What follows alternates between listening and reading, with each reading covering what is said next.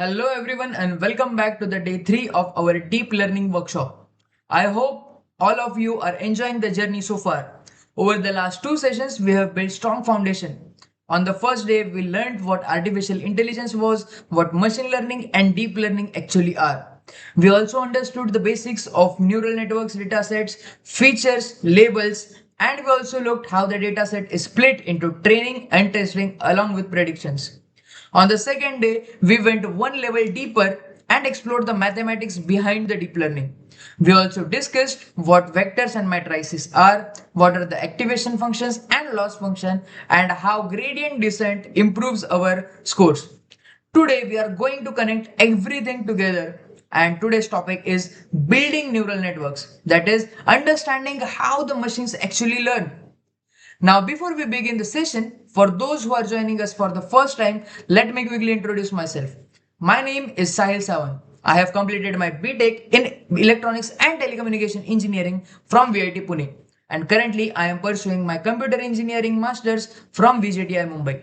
My primary interests are artificial intelligence, machine learning, signal processing, deep learning, and data science. Also remember that this entire course is available on Ingiverse. Simply you need to sign in, watch the lectures, complete the final quiz and earn your certificate. Engiverse was created to support engineering students throughout their placement journey, gate preparations and as well as the semester study and technical skill developments. Currently, we are hosting more than 8 technical courses along with premium notes and learning resources.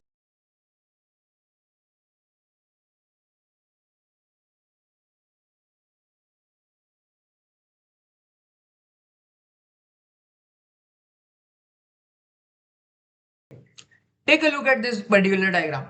This slide summarizes almost everything we have learnt over the last 2 days. Notice the components. The components are first of all the inputs, the weights, biases, the activation functions, the output, and then the backpropagation. These are the building blocks of every neural network. In yesterday's study, we saw how these are related mathematically. Today, we are going to understand how they work together. Think of neural network like a machine. The data enters, the processing happens, the predictions are generated, then the mistakes are measured and the corrections are applied to continue again and again. By this, the machine keeps on getting smarter. This is complete cycle what we call learning. And by the end of the today's session, you will understand exactly how this machine operates internally. Everything now building starts with a brick. Every computer starts with a transistor. Similarly, every neural network starts with something called perceptron. A perceptron is the smallest learning unit in a neural network. It receives the inputs, it processes them, produces an output. That's it. Simple, right? This slide shows a beautiful analogy using pipes and valves. The input enters, the weights control the flow, the biases adjust the baseline, the activation then decides whether the signal should pass or it should stop, and then the output emerges. This simple structure forms the foundation for every modern neural network, whether it's ChatGPT, facial recognition, or self-driving cars. Everything starts with perceptron only. Now, let's understand two very important terms, the weights and the biases. Think of weights as important values.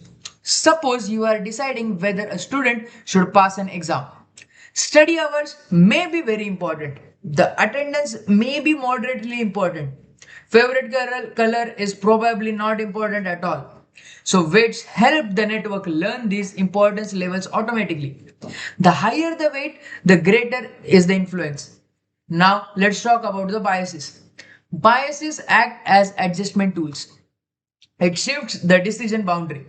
Even if all the inputs are zero, the biases allows the neurons to produce meaningful behavior. A simpler way to remember all this is using weights which determine the importance. The biases adjust the flexibilities. Together, they control how the network behaves. And during the training, both the weights and the biases continuously change. Now, the real learning process begins. The forward propagation. This is the process of generating a prediction. The data flows from left side to the right side. The input layer is combined then with hidden layers producing the output layer, exactly as shown in the slides. Suppose we are predicting whether a loan should be approved or not. The inputs might be the age, the income, experiences. These values enter the network. Each neuron performs these calculations. The activation functions make the decisions, and finally the output produces some prediction. Loan approved, yes or no. At this stage, the network is simply making a guess based on its current knowledge. No learning has happened yet. This is just the prediction generation. Now comes one of the most important concepts in deep learning, that is the backpropagation. Let's assume the network predicted incorrectly. What should happen next?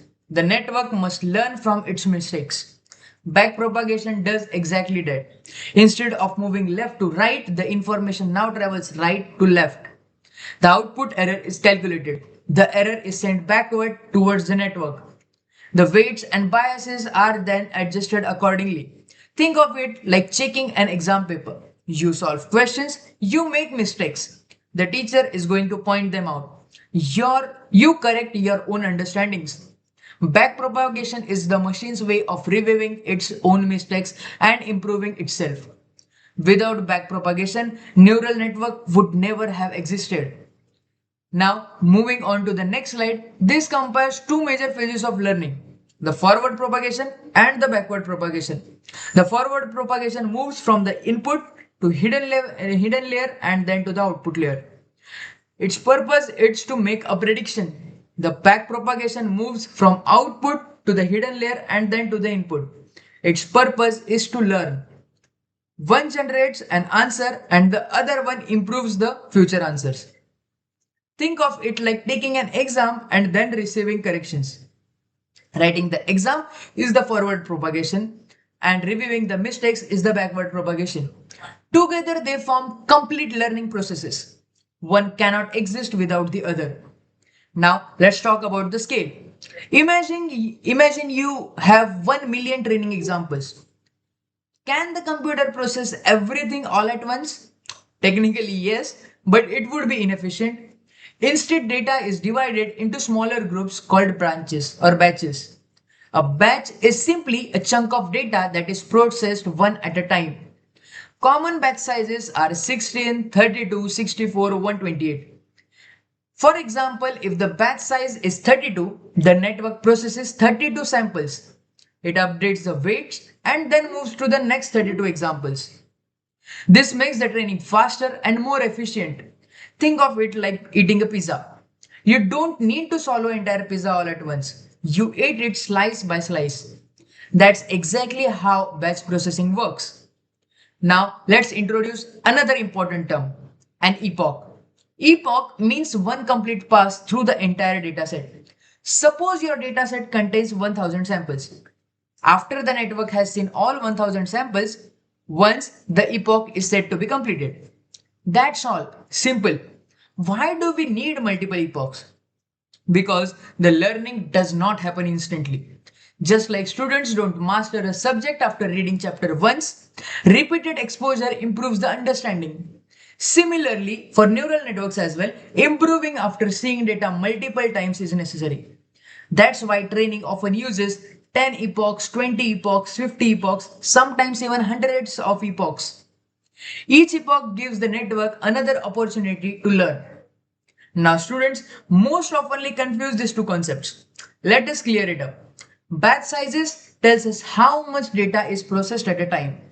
Each epoch tells us how many complete passes are made through the dataset.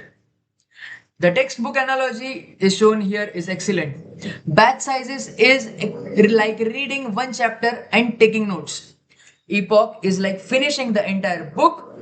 One deals with chunks and the other deals with complete cycles. Remember this distinction because you will need these terms frequently while training a neural network. Now let's bring everything together. The data enters the network, forward propagation generates the predictions, the errors are detected, the back propagation happens in which the weights and biases are updated and the process repeats. batch after batch, and epochs after epochs. Eventually, the network becomes highly accurate. This particular diagram beautifully summarizes the entire learning journey.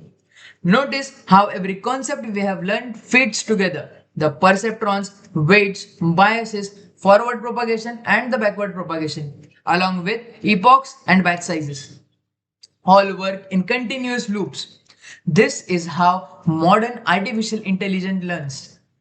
Whether you are training a handwriting recognizer or a chatbot or a recommendation engine or a self-driving car system, the same learning loop applies.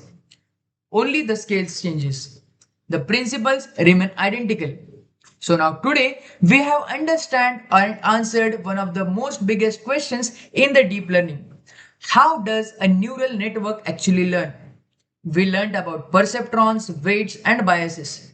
We also took classes on forward propagation and the backward propagation. We also understand what a batch and epoch is and the complete learning process of a deep learning journey. In the next sessions, we will start moving towards computer vision and learn how the neural networks can actually see and understand the images. Thank you everyone for joining today's session. If you enjoyed today's lecture, don't forget to like the video and share it with your friends and subscribe to my channel. Leave your doubts and questions in the comments below and I will try to answer them to the best of my knowledge. Also check out Ingeverse for certificates, quizzes and premium notes and complete course recordings. And if you like to explore more technical content, visit Sahil at Work YouTube channel where you will find detailed courses on algorithms, data science with Python, microprocessors and microcontrollers and many more engineering topics. Thank you everyone. I will see you in the next one. Happy learning and happy coding. Adios.